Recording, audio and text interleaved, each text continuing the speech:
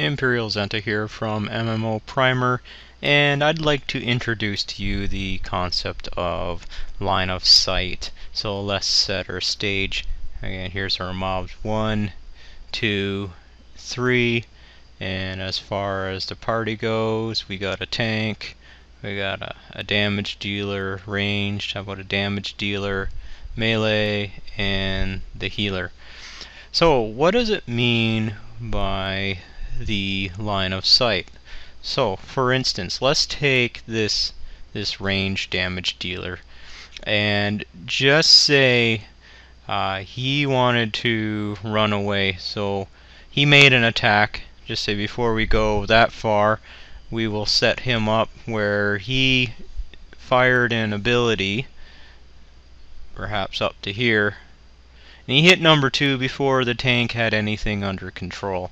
So the tank is moving into position, okay, and we will take this range damage dealer, perhaps a couple of mobs up here, perhaps he's ranged, and they start to open fire on the ranged guy. He just went out of turn too soon, so he knows he's in a bit of trouble. Perhaps these mobs hit really hard, and he knows he's going to have to go and find cover. So this is a wall segment. It's concealing him as well as providing cover. And here's how the line of sight works. Most of the game systems are going to draw a line from the center point of the mob to the center point of the party member. And if that mob cuts through some sort of blocking terrain, which I will show here in red, if it tries to go through this sort of blocking terrain, it can't do that. So it can't see, it does not have line of sight to this particular mob. Okay, so this what would have to happen in this case is either if the tank doesn't have the mobs picked up yet, they may start to move, and they may not move in an alignment that you would like. It just makes it harder to maintain control, and I mentioned about that in an aggro video. And if you can't keep control, then your party is at risk of perhaps wiping if these are very powerful mobs. So the other concept we want to look at is our healer. What if there's another problem where our healer perhaps has launched a healing spell at the tank. The tank doesn't have full aggro. Perhaps he's working here on 1 and 2. He hasn't had time to go and strike number 3. And this is perhaps he doesn't have an area of effect ability to harness all these mobs and to get onto their aggro table. So the healer may be in trouble because the healer has to heal the tank. That's just a fundamental. The healer doesn't heal the tank is knocked out, and then the mobs can run free through the rest of the party. So the healer is going to have to heal, even if that's going to put the healer on top of the threat chart. So what the healer will do is they will move and find cover. So this number 3, if we take a look and try to line up and see where this might go, you will notice that, okay, there is a block here. He can't shoot through this particular area, so this number 3 mob will have to reposition.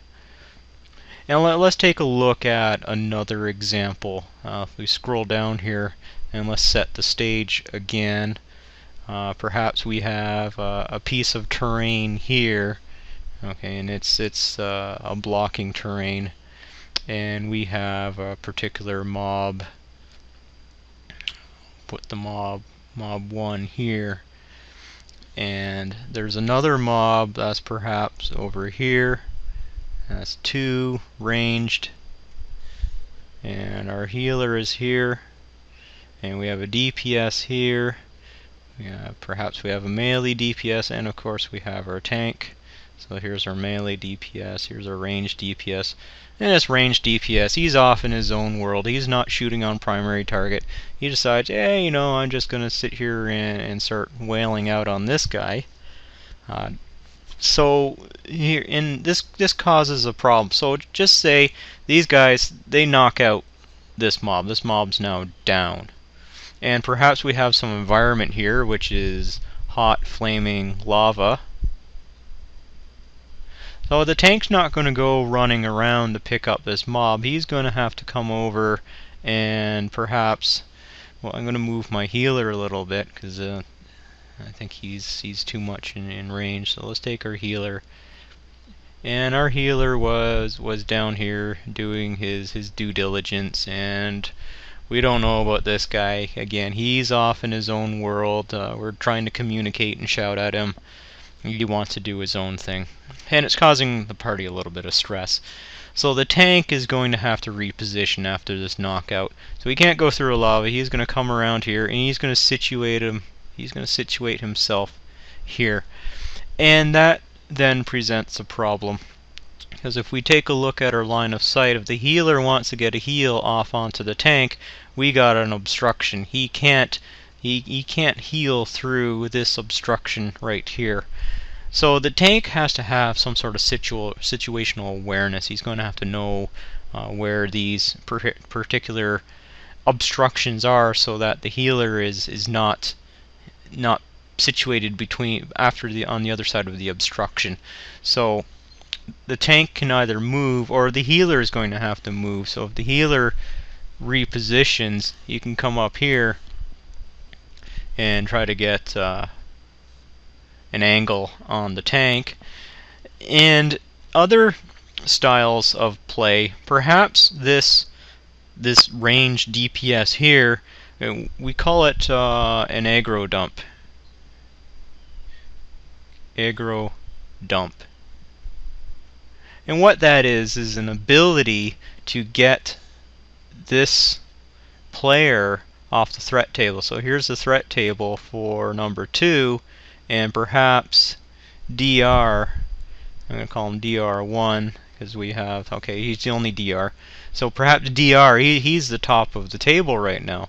The tank might be down here, the healer might be here, but he's at the top.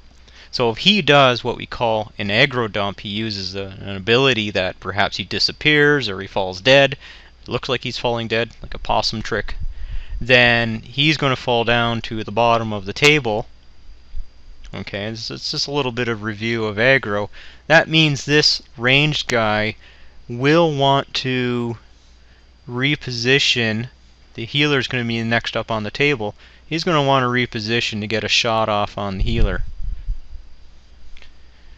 And that's, again, part of the line of sight where this ranged mob will want to move out, get a shot off on the healer. But the way really to keep from having this problem occur is always know your situational awareness. Don't go running out shooting a mob. Lock on to primary mobs. So if you have mobs, you come up with a system of 1, 2, and 3, and you know that the tank is going to have all of them. You focus fire on the first one and you knock them out first. Then you can focus fire on the second one and knock that one out, and then knock down the third one. So all the damage dealers are focusing one at a time on a particular mob. And that will have great control, and you'll have great success taking out your encounters.